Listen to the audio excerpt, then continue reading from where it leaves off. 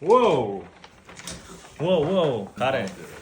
Men sizni muammongizni hal qilib bermoqchiman. Sizni mashinangizni gaz dokumentlari yo'qolib ketganmi? Sizga metan, propan olish kerakmi? Mashinangizga ruxsatnoma.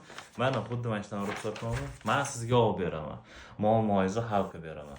O'ylab o'tirmasdan shunday aloqaga, pastki raqamli aloqaga chiqing. Ishingizni xudo xolisa 10 minut ichida hal qilib beraman. Buni original emasligini qayerdan bilsa bo'ladi? Sizga olib berilgan ruxsatnomani mavtida shtrix kodi bo'ladi. O'sha shtrix kodiga kirib ko'rganingizdan keyin bu yerda danliklari chiqadi mashinani. O'sha danliklar bo'yicha siz o'zingizning mashinangizga olingan ruxsatnomami yoki falshiviymi, o'shani bilib olsangiz bo'ladi. Ishimizda falsh yo'q. Bunaqa reklamalardan 10-15 tasini berganmiz.